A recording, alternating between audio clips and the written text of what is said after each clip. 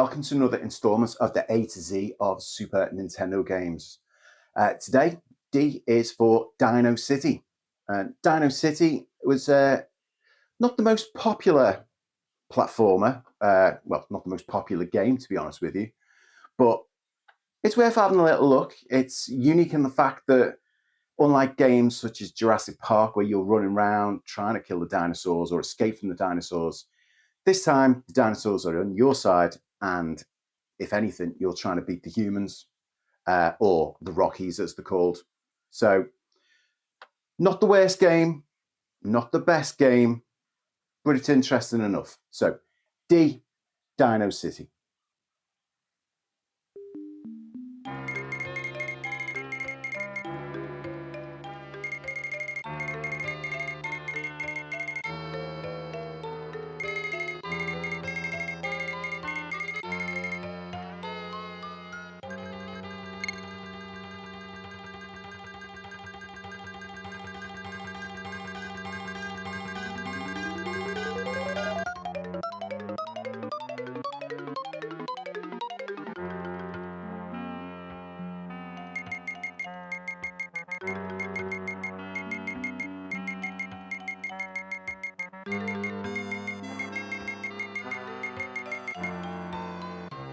There's always some idiot child who doesn't do as they're told.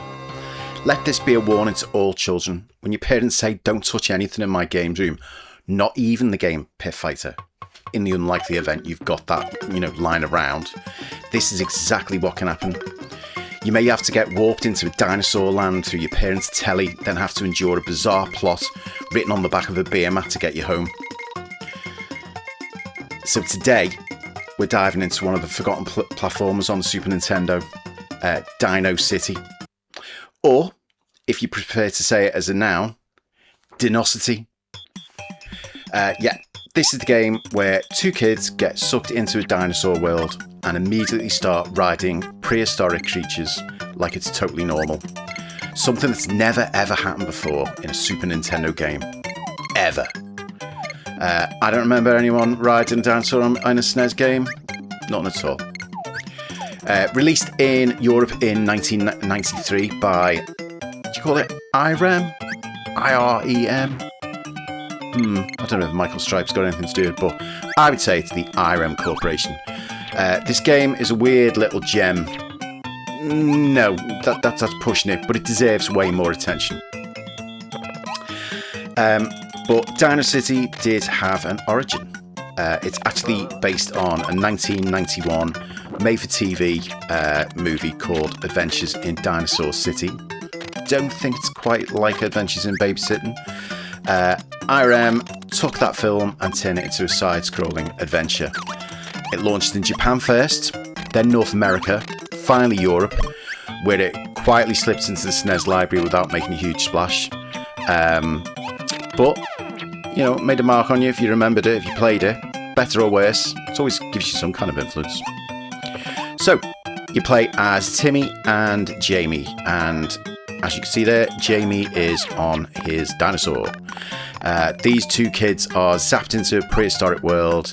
Their only way home is a device that's missing a key part, a fuse.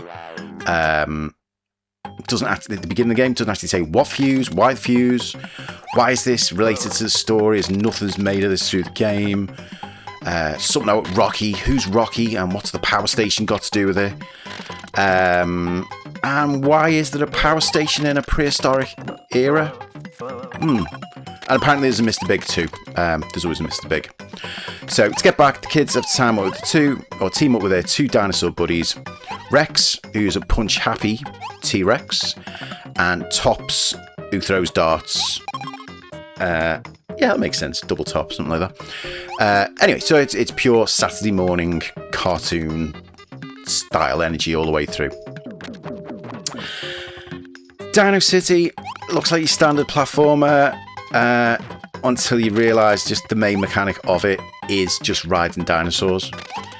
You got a couple of play styles. So Timmy and Rex, you can have close range brawling. So it's the dinosaur who punches him.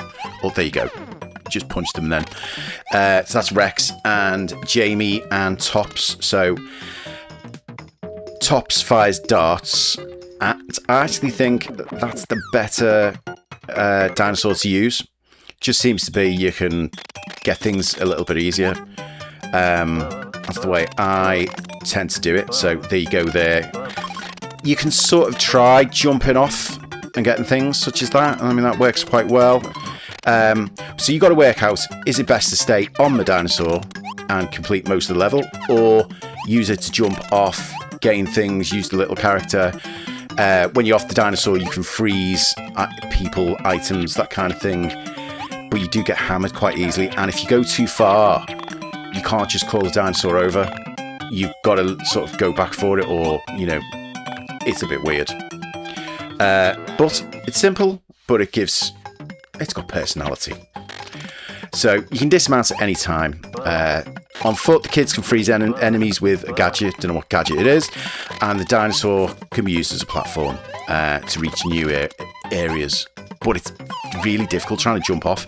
Like then when you jump, if you were to try and jump off as your character, it doesn't really flow like as if you're jumping off Yoshi and you can go off in all different directions.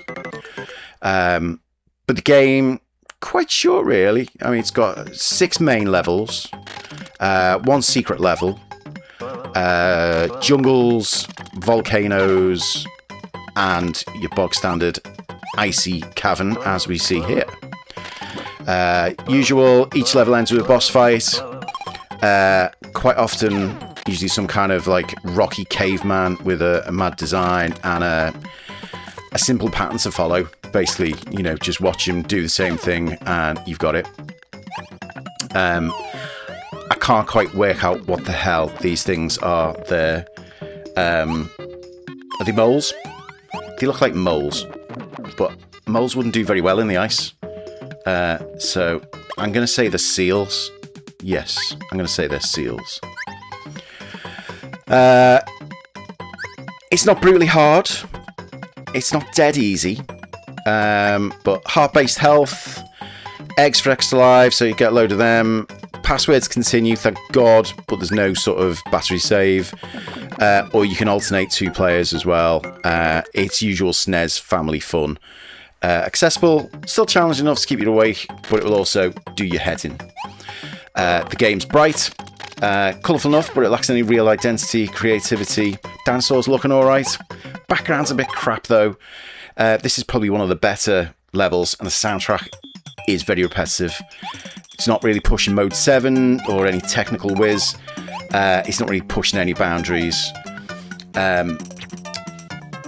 Reception. I mean, when DinoCity was released, critics were, let's say, polite. They liked the graphics and the dinosaur mechanic, but they didn't think it stacked up against heavy hitters like Super Mario World or Donkey Kong Country. There's no way getting away from the fact it's trying to take Mario and Yoshi aspect from Super Mario World and do something with it. It's hard to do anything better here in that gameplay style than the original game they've copied from. It's one of the greatest games ever. So it's not on par. It's not taking it to a new level. There's nothing different here. But on the other hand, DinoCity's become a little bit of a cult favourite. Retro fans love the charm, you know, the weird movie tie-in, the fact it's one of the few SNES games where you're riding dinosaurs that aren't trying to eat you. It's not a masterpiece, but it is memorable. So, a colourful, quirky dinosaur power platform that slipped under the radar, but it deserves a spot in the SNES time capsule.